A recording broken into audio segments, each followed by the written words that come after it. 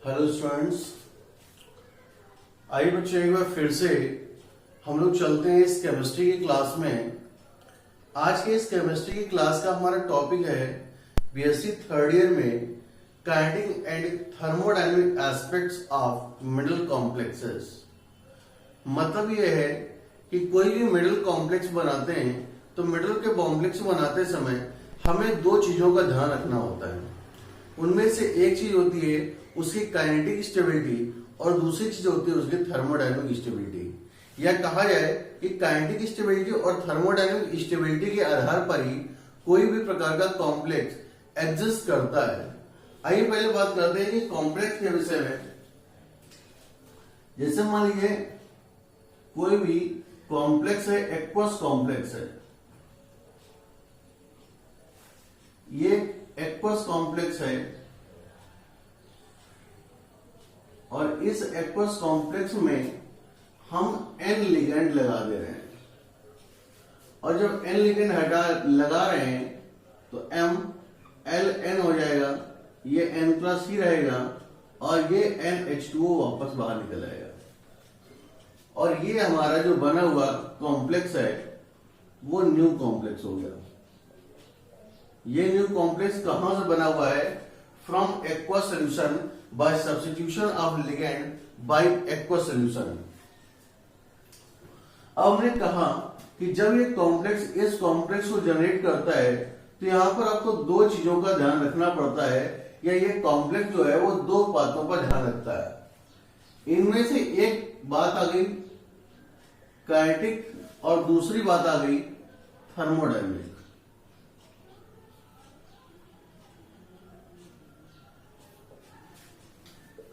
एक kinetic aspect और दूसरा थर्मोडायनेमिक एस्पेक्ट। तो जब काइनेटिक एस्पेक्ट की बात करते हैं तो काइनेटिक एस्पेक्ट से मतलब ये होता है कि इस कॉम्प्लेक्स के बनाने में कैसा टाइम लगा या इस कॉम्प्लेक्स के बनने में कितना रेट कांस्टेंट में फर्क आएगा। यानी कि यहां पर हम लोग केवल बात करते हैं रेट कांस्टेंट से। और रेट कांस्टेंट क्या होता है? जबकि यहां पर हम बात करते हैं फ्री एनर्जी चेंज की। फ्री एनर्जी चेंज मतलब डेल्टा जी नॉट। स्टैंडर्ड में कह रहे हैं तो डेल्टा जी नॉट। तो दो चीजें हैं, काइनेटिक एस्पेक्ट जिसमें कि हमें रेट कांस्टेंट के बारे में बात करनी है और दूसरा थर्मोडायनेमिक एस्पेक्ट जहां पर हमें फ्री एनर्जी चेंज की बात करनी है। और फ्री एनर्जी चेंज का मतलब क्या होता है? Delta G not. जब रेट कांस्टेंट के बारे में कहते हैं तो रेट कांस्टेंट से एक वर्ड और आता है जनरेट करता है जिसका नाम होता है एक्टिवेशन एनर्जी। Activation energy. और एक्टिवेशन एनर्जी होती है इस तरह से,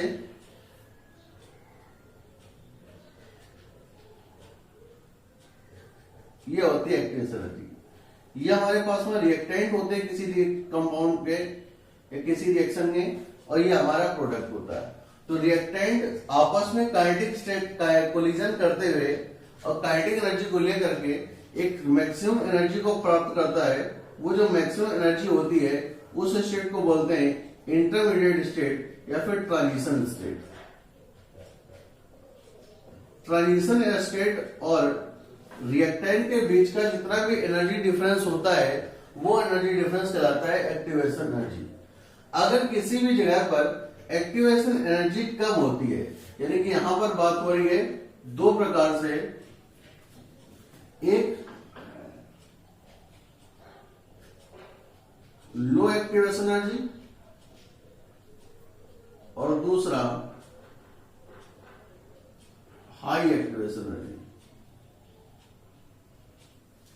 अगर कहीं पर लो एक्टिवेशन एनर्जी की रिक्वायरमेंट बनती है, लो एक्टिवेशन एनर्जी की रिक्वायरमेंट बनती है मतलब यहां पर जो ये एनर्जी गैप होगा वो एनर्जी गैप आपका कम है।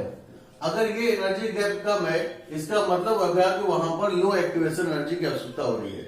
और अगर ये गैप ज्यादा हुआ तो इसका मतलब हो जाता है कि वहां पर हाई एक्टिवेशन एनर्जी की जरूरत हो रही है। कोई भी केमिकल रिएक्शन जहां पर लो एक्टिवेशन एनर्जी की रिक्वायरमेंट होती है वो रिएक्शन जल्दी होती है और जहां पर हाई एक्टिवेशन एनर्जी की जरूरत होती है वो रिएक्शन देर में होती है, यानी कि ये वाली रिएक्शन जल्दी होगी और ये वाली रिएक्शन देर में होगी। तो काइनेटिक स्टेबिलिटी को समझाने के लिए या काइनेटिक स्टेबिलिटी को दिखाते हुए हम दो वर्ड का यहां पर यूज करते हैं, इनमें से एक वर्ड जो होता है बेटा वो होता है आपका लेवाइल कॉम्प्लेक्स और दूसरा होता है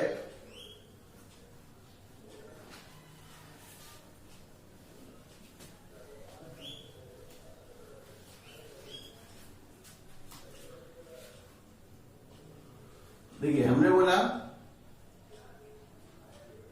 काइनेटिक एस्पेक्ट की जब बात की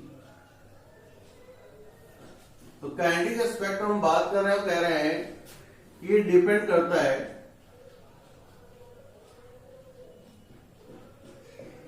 एक्टिवेशन एनर्जी पर। ये डिपेंड करता है एक्टिवेशन एनर्जी पर, और एक्टिवेशन एनर्जी के आधार पर दो बातें आती हैं। एक वो रिएक्शन जहां पर एक्टिवेशन एनर्जी की लो रिक्वायरमेंट होती है, और एक वो रिएक्शन जहां पर हाई एक्टिवेशन एनर्जी रिक्वायरमेंट होती है। जितनी भी रिएक्शन जहां पर लो एक्टिवेशन एनर्जी की रिक्वायरमेंट होगी वो रिएक्शन फास्ट मूव होगी, और जहां पर हाई एक्टिवेशन एनर्जी की रिक्वायरमेंट होगी वो रिएक्शन क्या होंगे बेटा, स्लो चलेंगी। यानी कि एक वो रिएक्शन है जो तेजी से हो रही है और एक वो रिएक्शन है जो बहुत धीमे हो रही है। जो तेजी से होने वाली रिएक्शन है उनमें लो एक्टिवेशन एनर्जी की आवश्यकता हो रही है, जिनमें हाई एक्टिवेशन एनर्जी की रिक्वायरमेंट है उनमें ज्यादा की रिक्वायरमेंट हो रही है।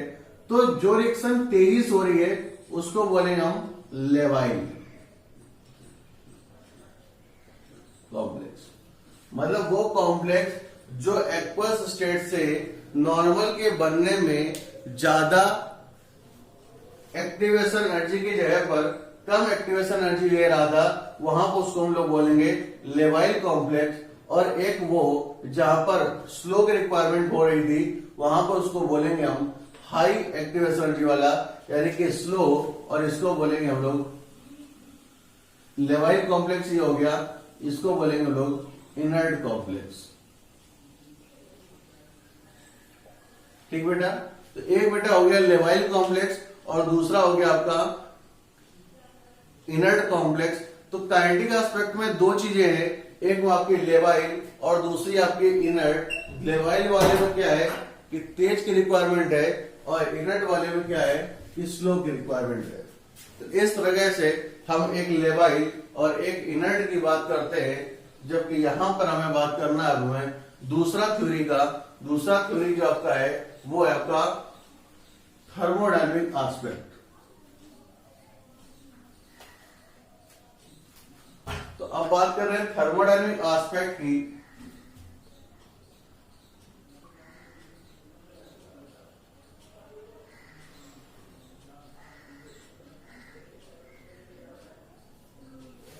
जब बात करते हैं थर्मोडायनेमिक एस्पेक्ट, तो थर्मोडायनेमिक वर्ड आते ही हमें एक वर्ड आता है कि it depends on delta G not value, यानी कि गिव्स फ्री एनर्जी चेंज के बारे में बताता है। अगर जिस रिएक्शन के लिए डेल्टा जी नॉट की वैल्यू माइनस होगी, यानी कि कह सकते हैं लो गिव्स फ्री एनर्जी चेंज,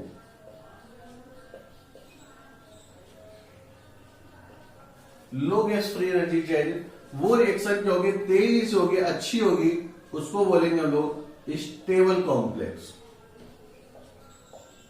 क्या बोलेंगे बेटा, स्टेबल कॉम्प्लेक्स बोलेंगे। एक ऐसी रिएक्शन जिसके लिए डेल्टा जी नॉट की वैल्यू कम लग रही है, लो है, माइनस में है, वो कॉम्प्लेक्स कैसा होगा, स्टेबल कॉम्प्लेक्स होगा। जबकि दूसरा जहां पर डेल्टा जी नॉट का वैल्यू हाई होगा, यानी कि ज्यादा होगा, वो वाला कॉम्प्लेक्स कैसा होगा, अनस्टेबल कॉम्प्लेक्स कहलाएगा।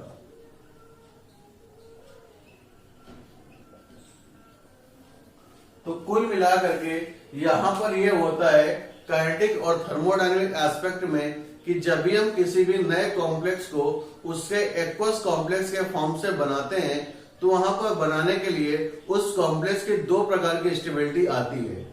एक प्रकार की स्टेबिलिटी उसकी काइनेटिक स्टेबिलिटी कहलाती है, जबकि दूसरी प्रकार की स्टेबिलिटी उसकी थर्मोडायनेमिक स्टेबिलिटी कहलाती है। काइनेटिक स्टेबिलिटी हम दो वर्ड यूज करते हैं, या तो वो कॉम्प्लेक्स लेवाइल होगा या फिर वो कॉम्प्लेक्स इनर्ट होगा।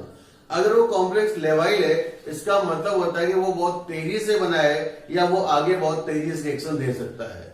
और अगर वो कॉम्प्लेक्स इनर्ट होता है तो इसका मतलब हो जाता है कि वो बहुत स्लो है, यानी कि उसकी रेट ऑफ रिएक्शन बहुत स्लो होगी, यानी कि उसमें हाई एक्टिवेशन एनर्जी की आवश्यकता होगी, इसलिए वो कॉम्प्लेक्स कैसा हो गया, इनर्ट हो गया।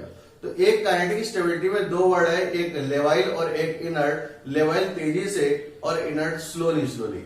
और दूसरा इसी के साथ एक और आता है, उसका नाम होता है थर्मोडायनेमिक स्टेबिलिटी। और जब थर्मोडायनेमिक स्टेबिलिटी की बात करते हैं तो वहां पर दो वर्ड आते हैं, एक स्टेबल और एक अनस्टेबल।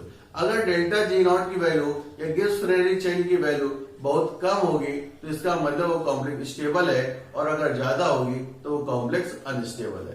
तो यहाँ पर इसमें हमने आपको बताया यही चीज कि स्टेबल कौन सा है और अनस्टेबल कौन सा है। स्टेबल और अनस्टेबल होने के बाद में हम लोग बढ़ते अपने आगे की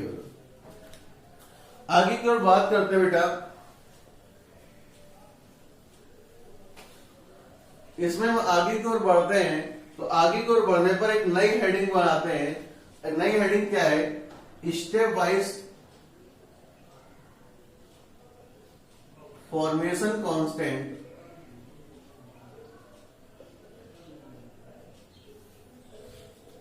इसको बोलते हैं, के से रिप्रेजेंट करते हैं, 1 होगा, 2 होगा, K1 K2 K3 K4 जैसा भी होगा।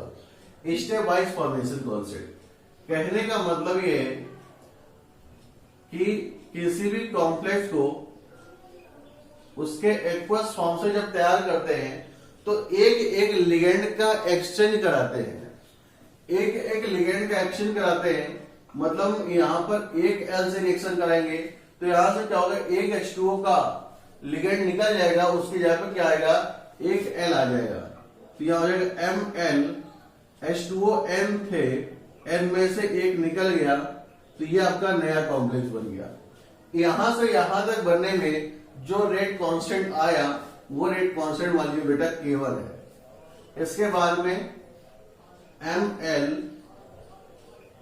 H2O का whole of N-1 N plus, यहां पर एक L का और एंट्री करा दिया, एक L और लग जाएगा तो एक H2O और निकल जाएगा। अब यहां पर है Ml2 H2 का whole of N-2 N plus, ये हो गया बेटा K2। तो यहां पर इस तरह से देख रहे हैं कि नए कॉम्प्लेक्स जो भी बनते चले आ रहे हैं उनमें एक लिगेंड ही निकल रहा है और उसके जगह पर दूसरा नया लिगेंड लग रहा है।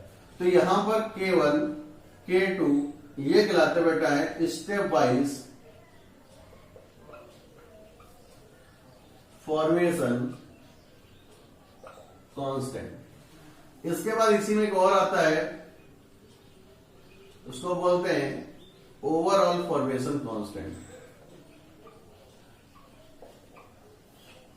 ओवरऑल फॉर्मेशन कांस्टेंट के केस में हमें मालूम है MH2O का होल ऑफ N प्लस है।